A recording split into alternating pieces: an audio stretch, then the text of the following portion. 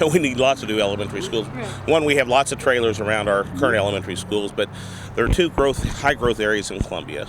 One's on the northeast, which we're building a school up by the new high school, to elementary school, to alleviate that pressure. And then Mill Creek sits at over 860 students right now. It's a building that was designed for 700.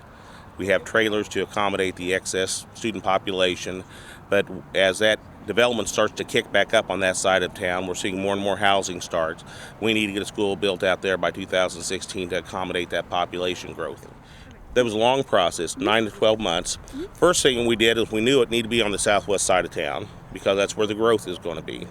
We first put an ad in the paper. Were there any developers or people that wanted to offer us properties to consider? We didn't get any response on that, so then we contracted with a real estate developer or a real estate agent, and he knew what our specifications was, and on our behalf he went out and evaluated various properties, talked with property owners, and we looked at 14 different properties. Some are all owned by one individual, some are owned by multiple groups around it, and we kept narrowing that down. Some got pulled away when the property owners didn't want to sell. And we finally came up with 3 that we thought were really good sites, and we took those to the board to look at. They agreed. We then took them to the Long Range Facilities Committee, showed them the sites. They thought they were all in a proper space to manage the growth in that area. And now today we're going to take a group out there to actually see a site, to look at it and see the view and where it lays, because if they're like me, a lot of times a map is one thing, but it's better just to get your bearings out there on real ground. Well, there's a bunch. Just because you like a property and it looks good and it sits right, that's just the first phase. It passes that test already.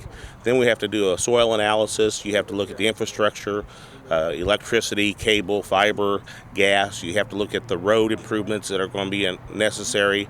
So a site may have a lot more cost associated with it if it has to be improved, and other sites have less improvement. So once we get past this stage, we really have to turn it over to professional civil engineers and architects to start to evaluate and tell us the broader picture, because what you pay for a site is just the beginning of it, because then there are improvements and other things we'll have to consider.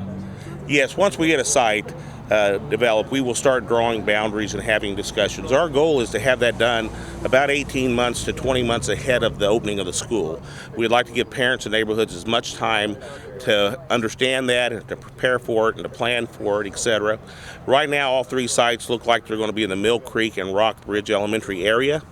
So that's one thing, but when you start adjusting those boundaries, you also might have other schools adjacent to that slip into their boundaries. So we know that's going to be a challenge, but we've got plenty of time to do it. So that's the great news. And we also want to plan for growth. We'll build a school that will house 600 or 650 students. We don't plan to open with every seat filled. We know that area on that side of town is probably going to grow in about 200 students over the next 10 years. So we have to plan to allow that to eventually fill up so that we're not full from the first time we open the doors. This is being funded through a 2012 bond issue that was approved last April.